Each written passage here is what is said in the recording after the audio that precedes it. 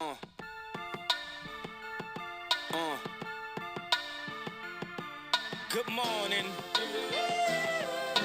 All right, everyone. Welcome to the Morning Deuce. I am actually recording this the evening before in an airport in San Diego while I eat some curly fries from Jack in the Box. I have absolutely no idea if this will even make it by the morning. This might be the last episode. So who knows? But we're going to try anyway because we're dedicated to the craft. It's Thursday. As you guys know, I'm headed to the East Coast if you're a listener. But a couple things happened. First, the Cavs won by about 2 million points tonight. They beat the Raptors by about 2 million, roughly. So not looking good for the pee on your shoes bet, if you're following that. If the Cavs win the NBA championship, I have someone pee on my shoes while my feet are in them. And if anyone else wins, I get to pee on their shoes. So the Cavs look like the greatest basketball team in the history of the world today. Not looking good for me trying to keep my feet clean and my dignity. Not looking good at all.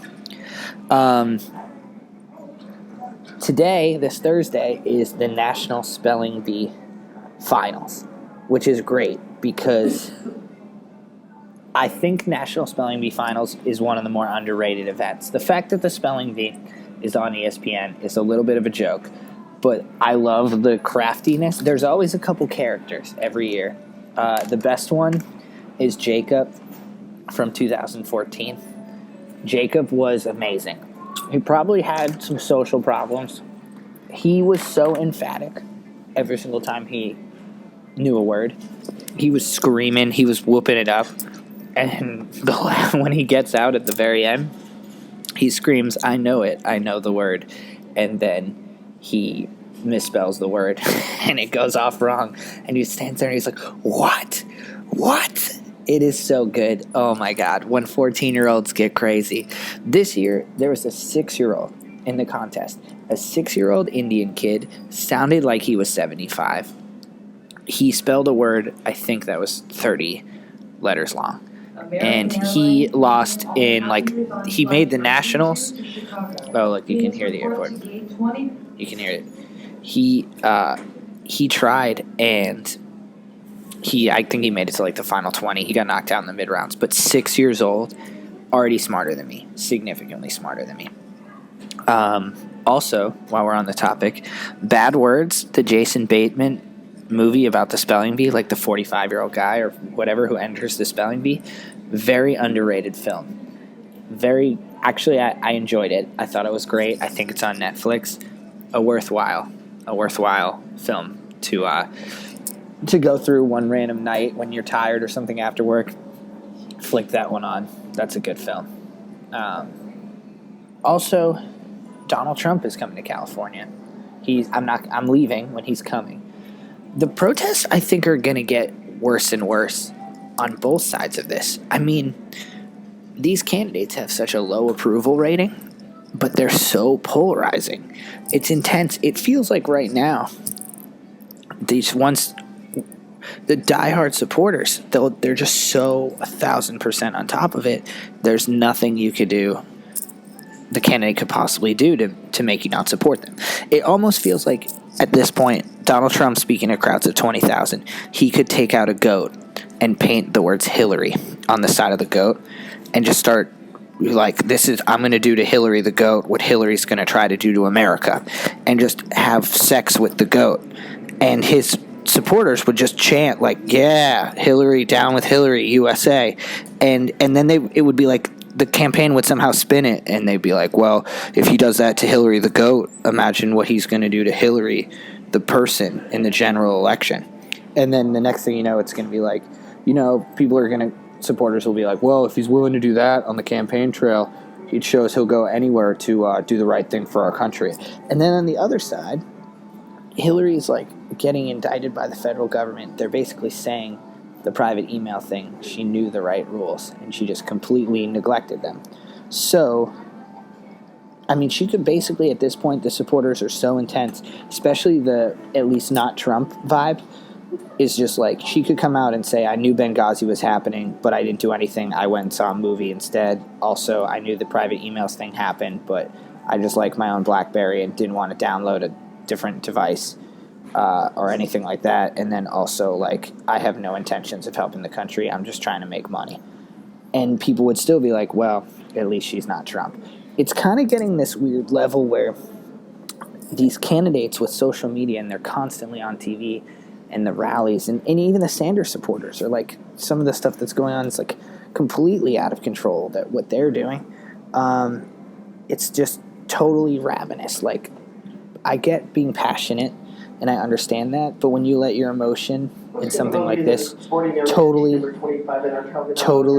override everything you're doing, it doesn't make any sense. That's my plane that's being called to board. Oh, wait. Oh, no, they just want check bags. So it's getting a little out of control. I mean, I literally think people's passion overwhelms their own logic. Basically, what I'm saying is I'm nervous. I'm nervous that we could see some of the worst protests during an election year we could ever see, that people's emotions are overwhelming their logic so much they really are starting to think people with different beliefs than them are evil, and that one person is 100% right on everything at all times. And healthy debate has become like so gross because everyone has a platform to share their opinion now. So everyone knows everyone's opinion all the time, even people that you don't talk to. You might not have seen someone in high school for a decade, but you know who they support politically so aggressively because of social media, and everyone has a platform.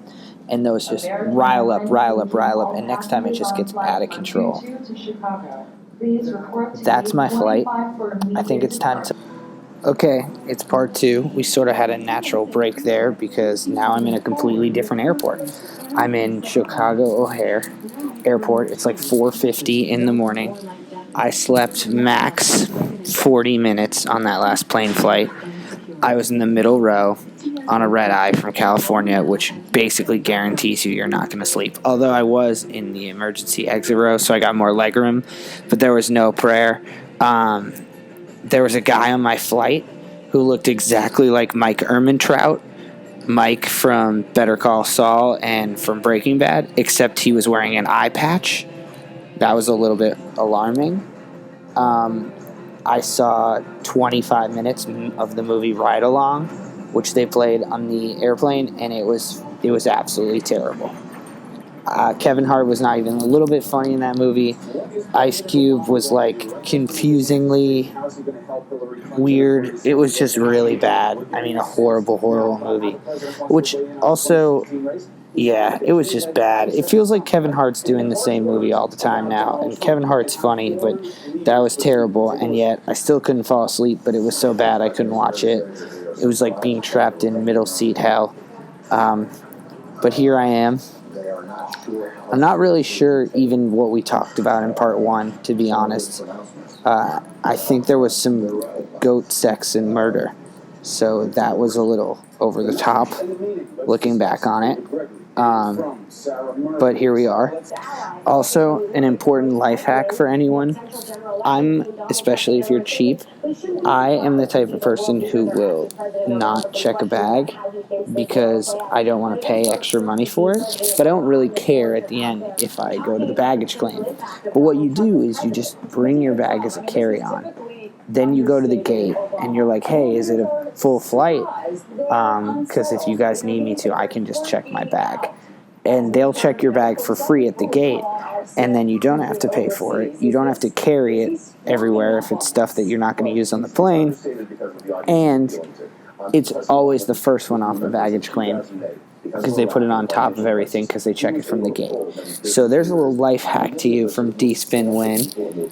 Think about how many times you fly a year if you're saving $25 a flight on a bag, still getting it checked, not having to carry it around, and you're guaranteeing it's the first one out.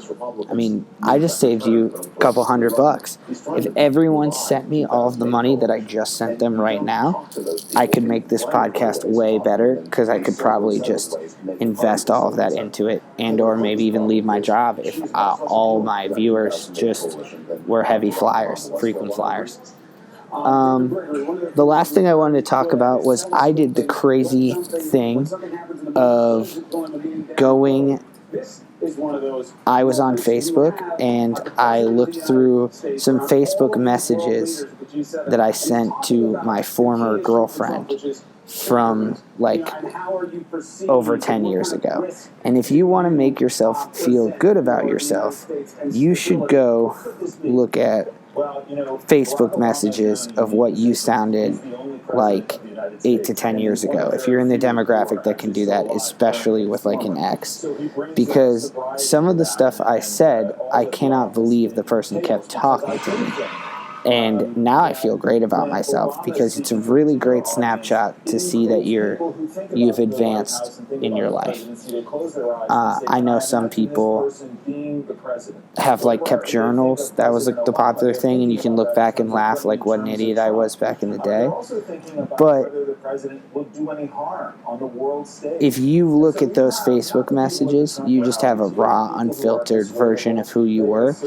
Cringeworthy and terrifying is how I would describe myself using Facebook 10 years ago. But I would think I'm better at it than the next generation because I grew up on AIM where like if there were cute girls in my class, I would say hey to them once or twice in middle school so that I could get their screen name for my friends and then do most of my talking to them on the internet until I had enough confidence to talk to them in person. So you'd think my internet chat game would be fire, but instead I get gems like this that say things like, lastly, I Googled fake IDs in Denver, Colorado. Maybe there's some info there we should look into. I have some friends that go to school nearby. I will ask. By the way, missed that ass. That was a real sentence that I typed to someone. A real sentence.